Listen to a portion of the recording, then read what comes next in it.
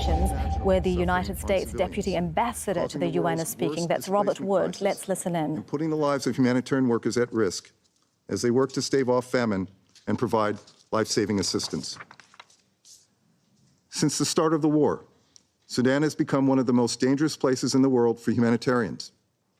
We mourn the loss of 2 ICRC staff in South Darfur just this month, and we fear what horrors lie ahead if the parties plunge further into this spiral of death and destruction. As we speak, the RSF is amassing troops and tightening its siege on El Fasher and its 1.6 million residents, bringing the city to the brink of catastrophe. We urge the RSF to pull back its forces and for all parties to take urgent steps to de-escalate. This war is not getting enough of the world's attention, and we need to end it now. So let me be clear. All parties to armed conflict in any part of our world must comply fully with their obligations under international humanitarian law. Civilians everywhere must be protected. Humanitarian and UN workers everywhere must be able to do their jobs. The United States also wishes to commend Switzerland for its skillful facilitation of this resolution. In particular, we appreciate how the resolution captures the policy goals shared by all states of promoting respect for international humanitarian law, while avoiding any suggestion that states have legal obligations to ensure that other states or parties to a conflict must respect IHL.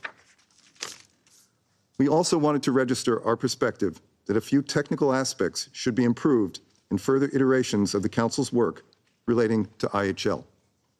Most states do not recognize an IHL principle of precaution. The United States understands IHL to contain a number of different rules requiring the taking of feasible precautions, which are based on the fundamental IHL principle of proportionality. In addition, the language in the resolution regarding the prosecution of violations should be refined in light of states' practice and states' nuanced legal obligations in this area, which allow for the appropriate exercise of prosecutorial discretion. Thank you, Mr. President.